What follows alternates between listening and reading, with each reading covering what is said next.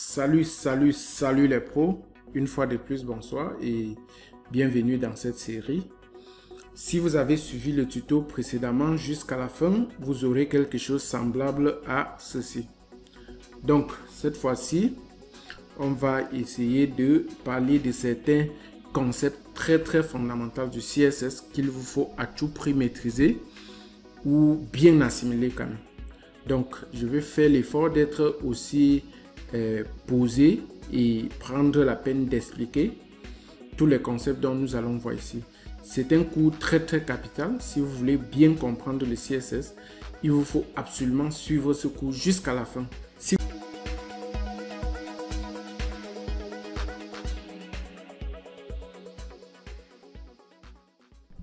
vous êtes ici, on va aller et on va essayer de mettre un peu du ménage dans notre CSS.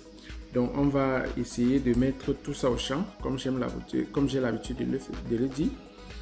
Et subitement, notre page devient quelque chose comme ceci. Donc là, je vais faire ceci aller à la ligne pour avoir quelque chose de plus clair. Et là, il s'agit de mettre un break ici. Et là, automatiquement, au niveau de la vue, on devrait avoir quelque chose comme ça.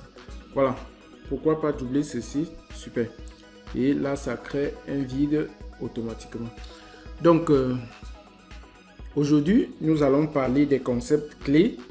Et ces concepts, il s'agit des sélecteurs, des différents types de sélecteurs CSS. Parce que lorsqu'on parle du CSS, il y a plusieurs façons de sélectionner un élément HTML pour lui donner un style bien particulier. Donc, aujourd'hui, nous allons voir ce qu'on appelle les sélecteurs. Bon, je ne sais pas si précédemment nous avons déjà parlé des types de sélecteurs comme sélectionner par un élément, sélectionner en fait un élément HTML par lui-même, comme sélectionner par un paragraphe, sélectionner par un div, en fait sélectionner juste par le nom de la balise, oui, de la balise HTML. Donc si je reviens là et je décide de sélectionner tous les P de mon paragraphe, je devrais avoir quelque chose comme ceci. Si je dis peut-être je leur donne la couleur, peut-être bleu ou violet, quoi, je sais. Automatiquement, vous voyez que tout ce qui est paragraphe dans cette page HTML devient automatiquement bleu. Voilà. En exception de ceci qui est du texte et qui est par défaut coloré en bleu. En fait, je vais dire un lien. Et par défaut, c'est coloré en bleu. Donc là, on vient de sélectionner cet élément par le nom de la balise.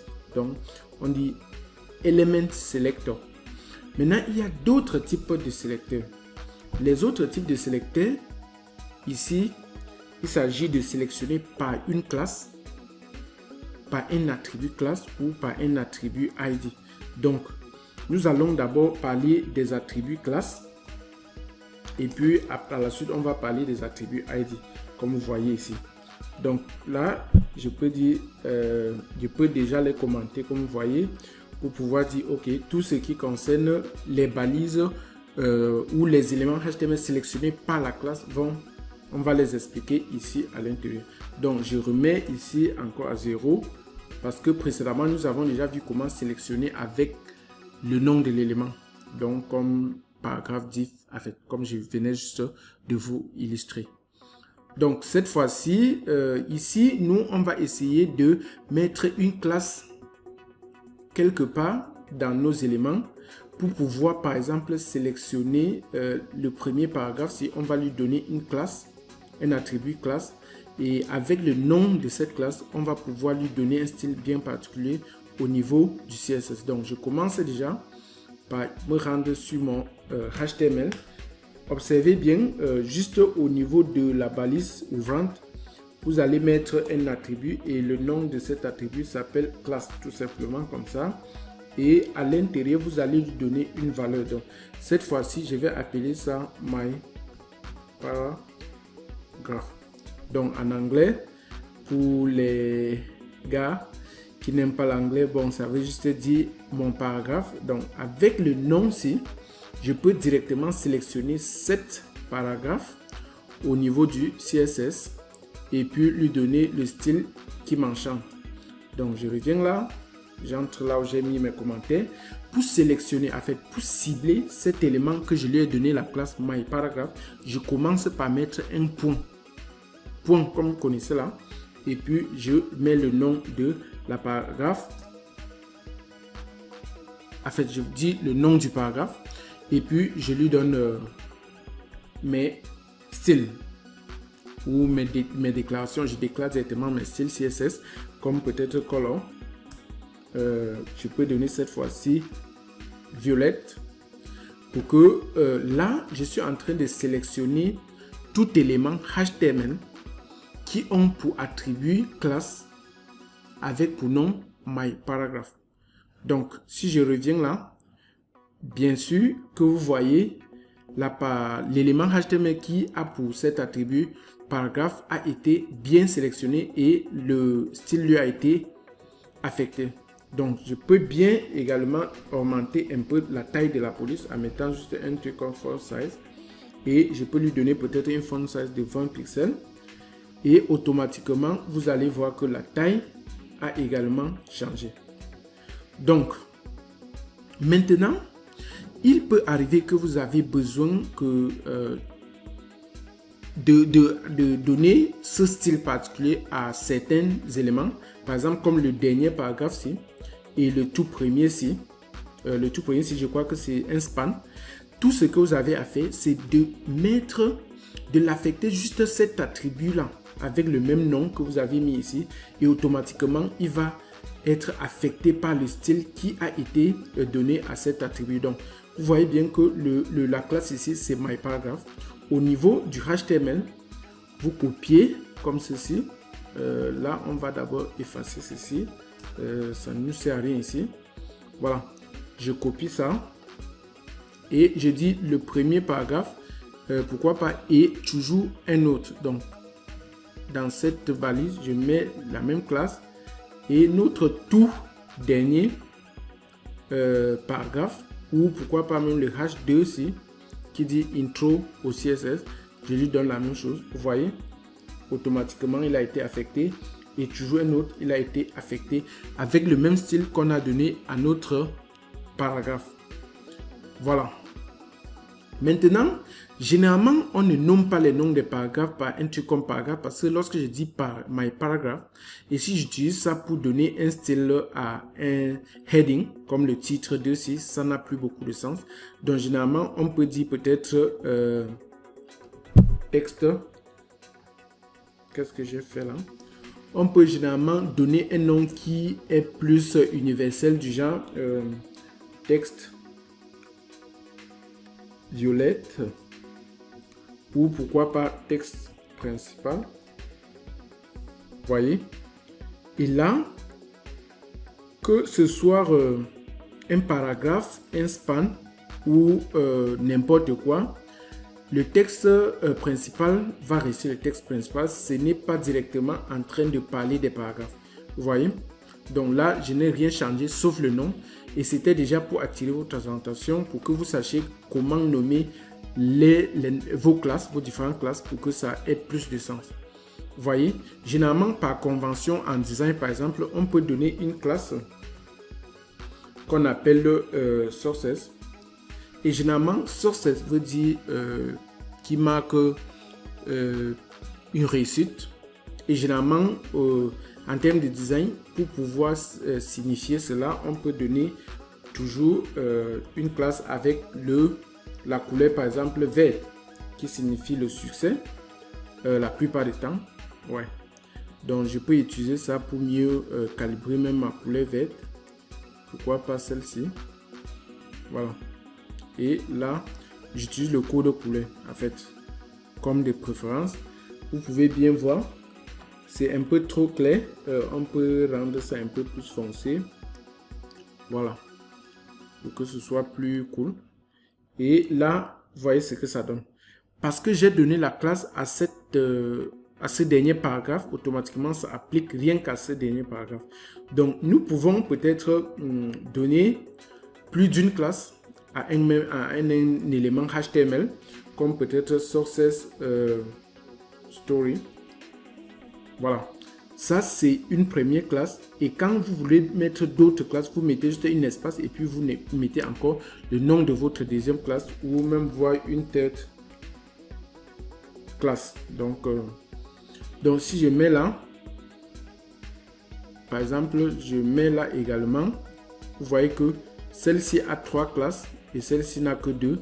Donc maintenant, si je veux cibler tous les éléments qui ont pour classe texte principal et story, donc je dois devoir venir ici, je dis texte principal et je ne mets aucun espace et puis je mets encore là story, le nom de ma deuxième classe. Donc là, je suis en train de dire sélectionne rien que les éléments qui ont pour classe texte principal et story. Donc ce n'est que les deux là qui auront pour couleur verte, qui auront pour couleur violette et 20 pixels. Voilà, vous voyez ici que les seuls éléments HTML ici qui ont pour texte, qui ont pour classe name ou ont pour nom de classe texte principal et story, ce n'est que celle-ci. En dehors de ça, il n'y a plus. Donc par contre, si je veux cibler l'élément qui a pour success and story et lui donner une autre couleur, je peux peut-être venir ici, je mets là story et puis je peux lui donner peut-être une couleur rouge, pourquoi pas, en fait quelque chose de ce genre, et automatiquement vous voyez que cet élément qui a pour classe success story peut être directement influencé. Maintenant, imaginez que je veux juste sélectionner tous les éléments qui ont pour classe story. Là, si je mets là, si je reviens là et que je mette story et je mette peut-être color red ou crimson, voilà, qui tend vers le rouge. Voilà, ici on vient de cibler tous les éléments qui ont pour classe story et on leur donne cette couleur rouge. Voilà, si on revient là, par surprise, on a deux éléments.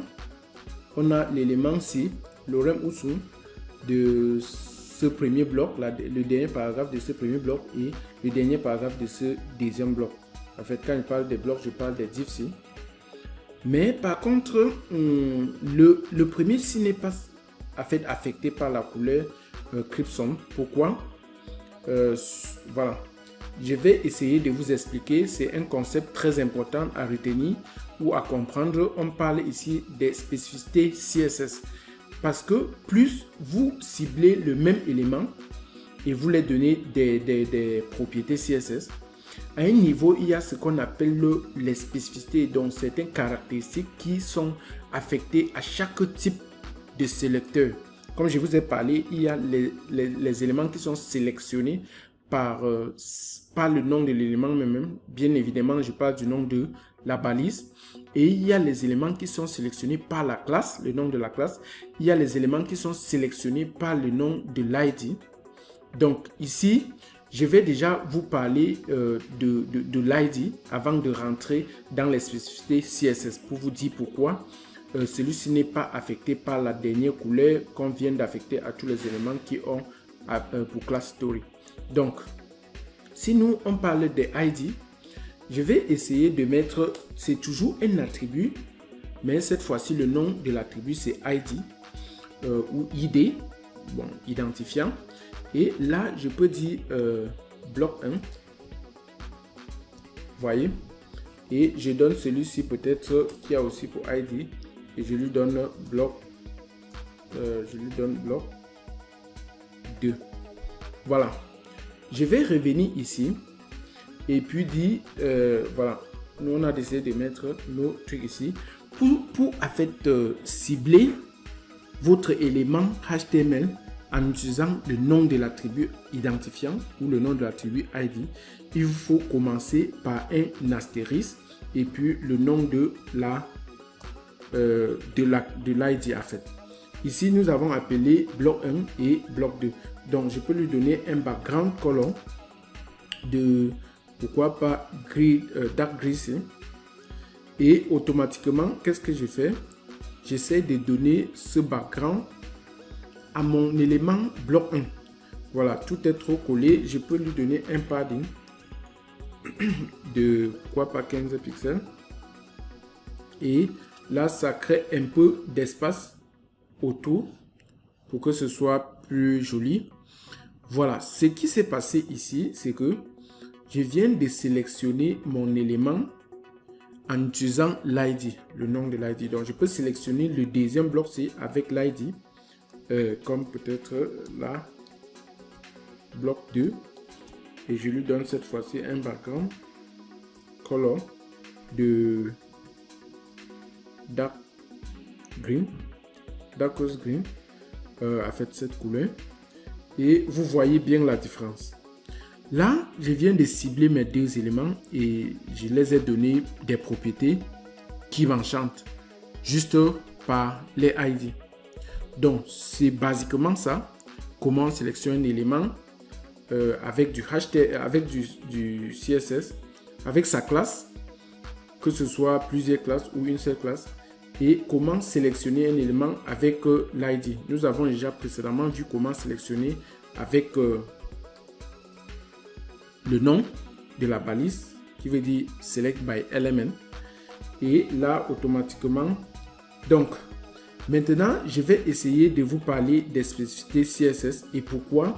Lorsque j'ai sélectionné tous les éléments HTML qui ont pour classe story, rien que celle-ci a été affectée par la couleur dont nous avons décidé de les affecter.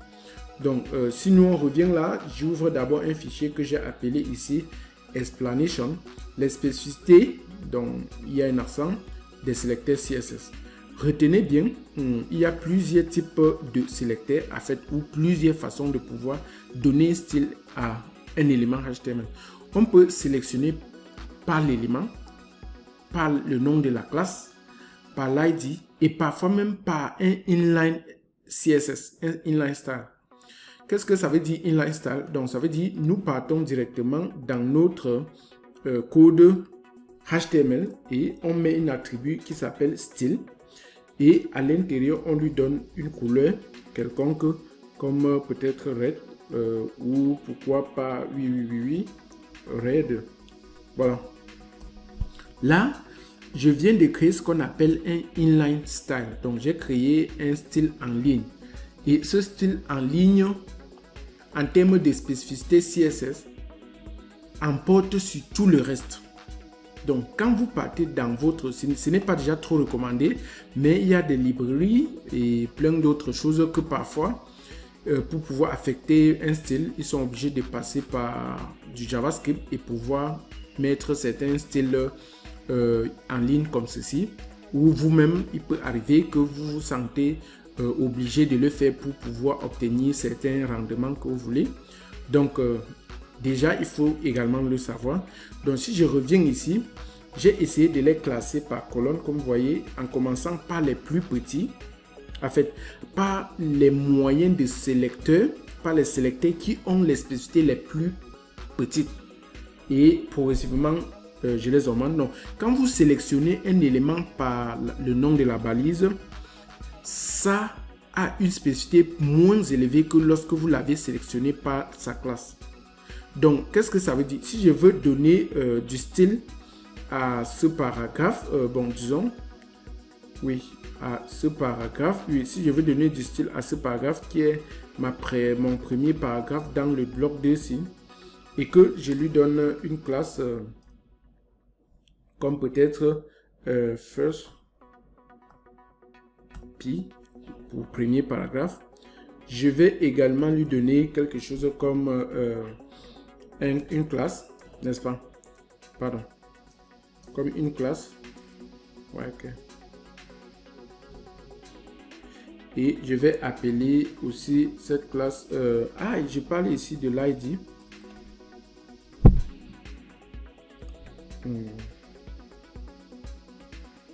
ID. Pourquoi pas la même chose, first P. Mais sauf que ça, si je veux le sélectionner par la classe, je mets le point. Si je veux le sélectionner par l'ID, je mets l'astérisque. ou dièse. Voilà. Là, je vais essayer de donner des styles à cet élément. Déjà, commençant par le nom de la paragraphe. Comment je peux faire pour sélectionner rien que ce paragraphe, pas son nom, pas le nom de la paragraphe comme P. Vous savez bien que si je mets P, ça va sélectionner tous les P qui sont dans ma page, tous les paragraphes qui sont dans ma page et les donner le style que j'ai appliqué. Ce qui n'est pas ce que nous sommes en train de rechercher ici.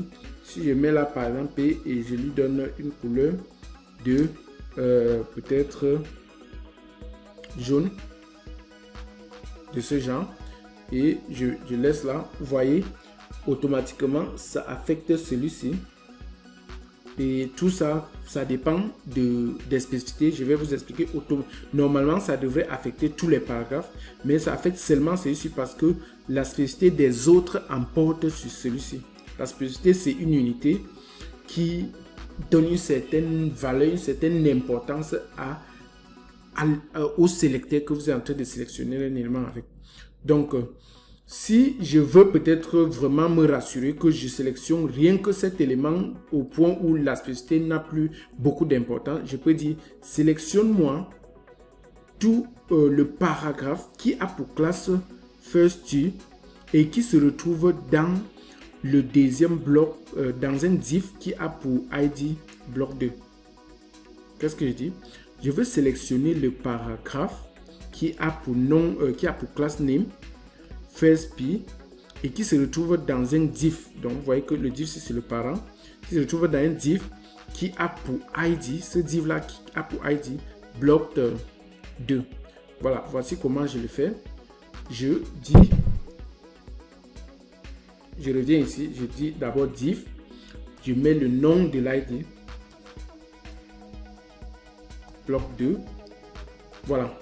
Maintenant, je peux mettre un espace pour dire, quand vous faites ceci, vous venez de dire, sélectionne-moi le div qui a pour ID bloc 2. Maintenant, à l'intérieur de ce bloc-là, de ce bloc div-là, qui a pour ID bloc 2, cherchez le paragraphe qui a pour classe FirstP. Vous voyez? Là, je viens de lui donner quelque chose de très intéressant en lui disant, par exemple, je lui donne cette couleur. Je vais changer la couleur pour avoir quelque chose de cool. Voilà, pourquoi pas orange? Vous voyez, donc je viens comme ça de sélectionner spécifiquement, donc à la pointe, rien que cet élément, Donc, ça va scanner tout mon élément. Ça va scanner toute ma page et regarder le div qui a pour ID bloc 2 et qui a pour paragraphe à l'intérieur avec la classe FirstP avant de lui donner ce style.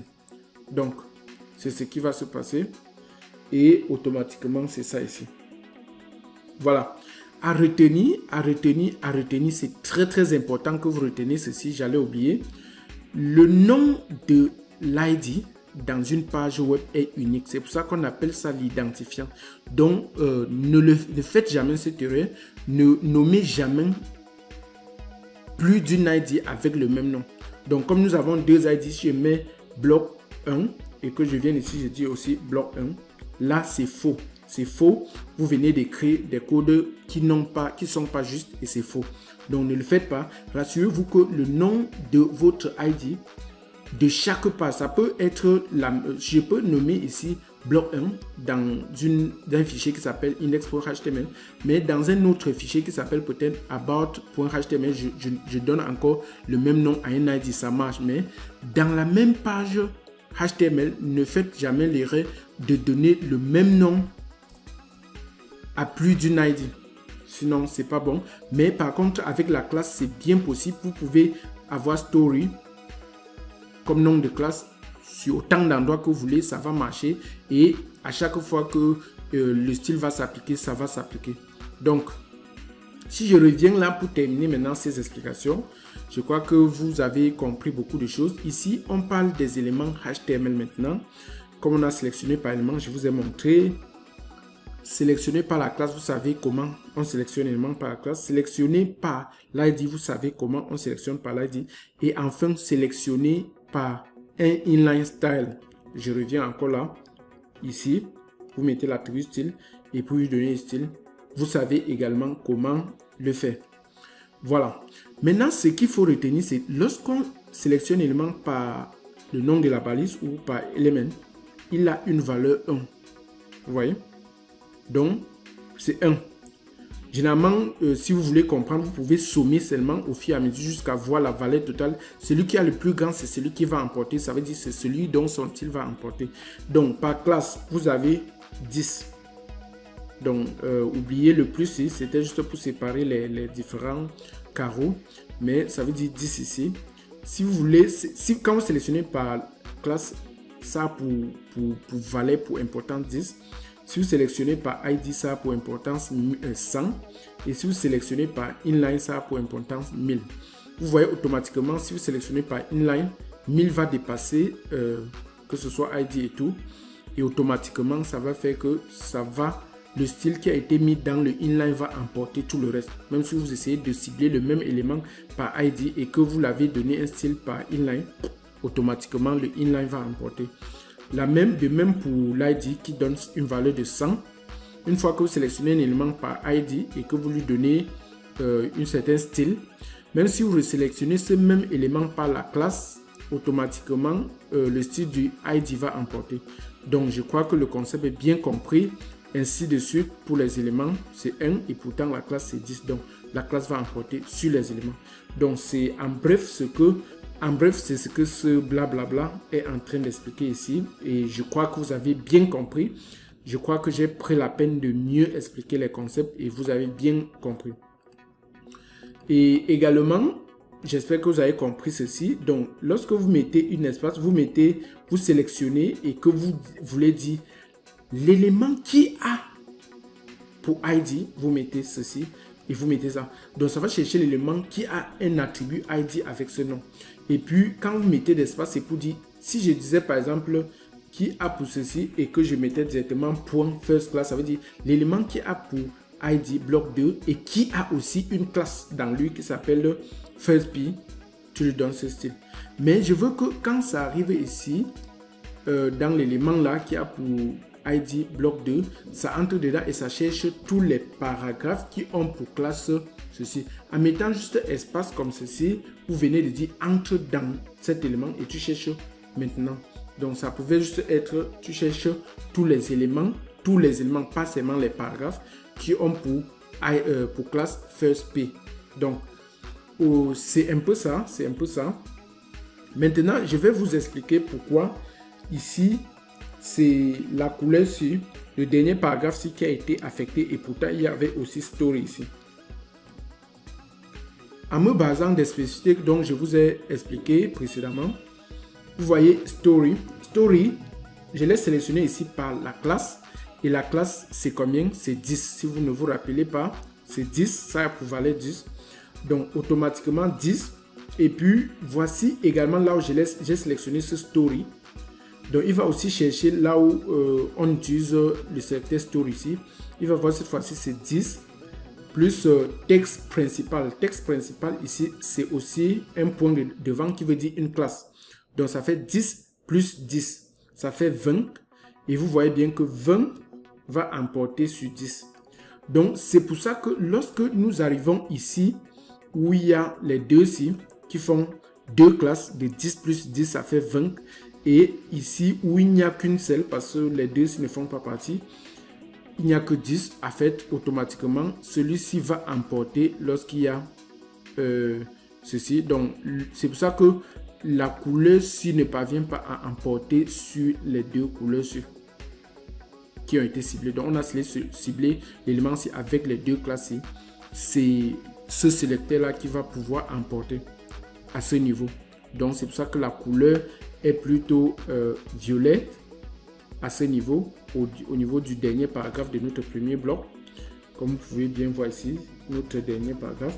Par contre, ici, le dernier paragraphe de notre deuxième bloc, c'est plutôt ciblé avec le story. Et automatiquement, le story, ce n'est que 10 et rien d'autre ne l'emporte et le style est appliqué. Donc, c'est un peu ça et c'est la même chose. Nous avons particulièrement bien ciblé celui-ci. Mais si vous voulez, par exemple, emporter ça, donnez juste un ID. Je ne sais pas s'il y a eu un ID. Je vais utiliser l'ID là pour pouvoir lui donner un autre style et automatiquement, vous allez voir que la couleur va changer. Donc, si je reviens là, je parle de quel élément? Voilà, first paragraph. Le premier paragraphe, ici, je crois qu'on l'a donné, oui. Je vais devoir le cibler en utilisant ceci. Si je reviens là et je mets là, astérisque pour dire je cible cet élément par le nom de l'ID et je lui donne une couleur bleue, vous allez voir que celui-ci va emporter et où je suis là. Je crois que voilà. Vous savez pourquoi bien, désolé, vous savez pourquoi. Là, je le cible juste avec l'ID. L'ID, c'est combien? Si vous vous rappelez bien des explications ici, l'ID, c'est 100. Ça pour valeur 100. Or, par contre, ici, 100 ne peut pas emporter parce que j'ai oublié que je l'avais sélectionné précédemment. Je l'avais sélectionné précédemment avec le nom de l'attribut même qui est div. Ça donne 1 plus un ID qui était le bloc, ça donne 101 plus P plus la classe même qui est 10, ça fait 111. Donc vous voyez que celui-ci emporte parce que lui il est à 111. Par contre celui-ci n'est que à 100. Donc celui-ci ne peut pas l'emporter. Mais par contre si je veux que ça l'emporte, si je mets également la même chose ici, je vais dire la même chose ici. Donc là, je dis div plus ceci, ça fait 101. Plus ID encore, ça fait 201. Par contre, ici, nous sommes à 111. Donc, automatiquement, le bleu va emporter maintenant. Et super. Vous voyez bien comment le bleu emporte. C'est comme ça le mécanisme, c'est comme ça le principe. Par contre, regardez, même si on cible celui-ci, pour qu'on puisse emporter, il faut avoir automatiquement quelque chose qui est plus de 1000 parce que je l'ai ciblé ici par inline et même si vous utilisez n'importe quoi pour pouvoir l'atteindre, ce ne serait pas facile. Vous voyez, ce ne serait pas facile. Mais par contre, si je veux à tout prix, je peux dire ça first each ou dire first heading, heading ou premier titre. Donc si j'essaie de lui donner cette valeur, je le cible par le nom de la classe. Pourquoi pas mettre même déjà H2 pour dire allez chercher le H2 qui a pour classe first hash et puis vous lui donnez une couleur de Crips ou c'est quoi machin ici. Voilà, je lui donne une couleur assez rouge. Ça ne va jamais. Ah, c'était déjà rouge, donc je peux donner une couleur verte.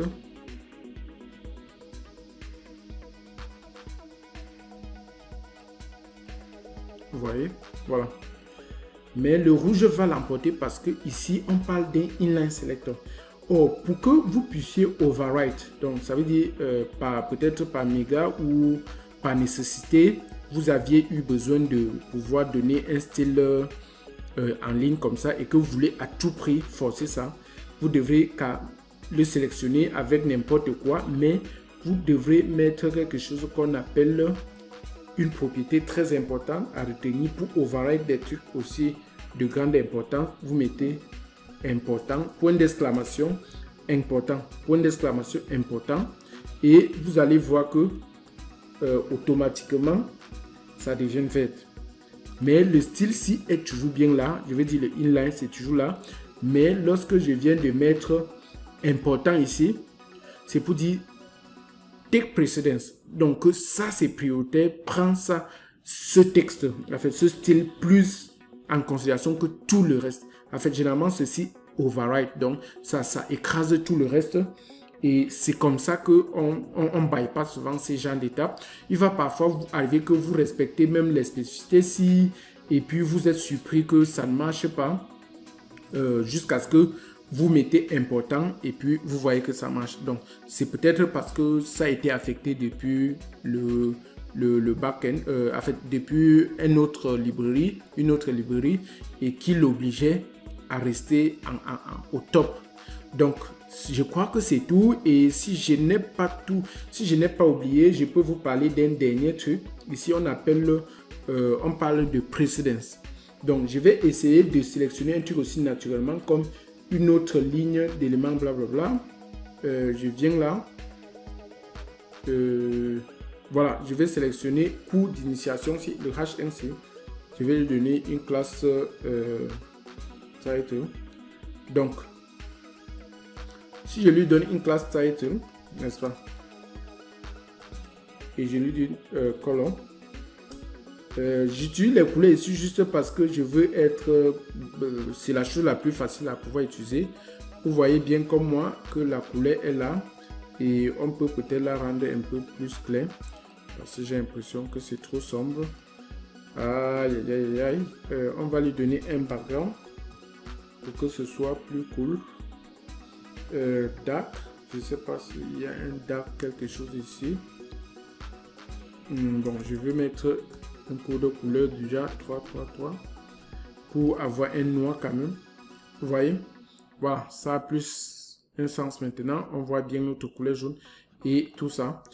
Maintenant, si juste à la suite où je fais ceci quelque part ici dans mon code, quelque part vers la fin, par ignorance ou je ne sais, vous essayez de changer quelque chose en lui donnant peut-être un autre style du genre blanc et puis vous voulez lui donner plutôt une couleur un peu noire.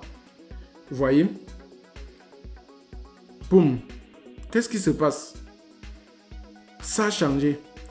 Mais par contre, notre code si est toujours bien là. Et à la suite, je modifie les mêmes codes pour lui donner d'autres propriétés et ça marche. Voilà, c'est ce que je voulais vous dire ici. On parle de precedence. Donc, on parle de qu'est-ce qui importe. Donc, s'il arrive que vous ciblez un élément quelque part et que par la suite, vous reciblez le même élément et que vous essayez de lui donner des nouvelles propriétés en utilisant les mêmes propriétés CSS, du genre, vous voulez changer la même couleur que vous l'avez déjà précédemment donnée, c'est le dernier, donc c'est la toute dernière ligne dont vous avez modifié ou vous voulez le réaffecter qui va emporter. Donc, c'est généralement comme ça que ça se passe. Donc, j'ai ciblé le même élément, j'ai gardé les mêmes propriétés comme couleur et background, mais par contre, j'ai changé les valeurs. C'est le tout dernier, c'est la toute dernière cible-ci, donc, ou la toute dernière fois où je l'ai ciblé qui va emporter sur tout ce qui a été fait précédemment. Bien sûr, si aucune spécificité CSS ne l'emporte quelque part. Mais quand il s'agit des spécificités CSS, peu importe la position, c'est les spécificités qui emportent. Mais pour cet élément, on l'a sélectionné à tous les niveaux, rien qu'avec la classe. Donc, ça, c'était un cours très, très enrichissant et j'espère que vous avez bien compris. Si vous ne l'avez pas compris, répétez, regardez ce cours un bon nombre de fois parce que c'est très, très capital pour la suite. Et ça va beaucoup vous aider à mieux comprendre, mieux assimiler le CSS comme un professionnel. Parce que, sans vous mentir, ça c'est un contenu clairement expliqué et c'est des concepts très importants. Donc, restez scotché et surtout abonnez-vous à la chaîne si ce n'est pas encore le cas. Partagez la vidéo, likez, c'est votre seule façon de me supporter. Donnez un pouce bleu et surtout partagez la vidéo au maximum. Merci.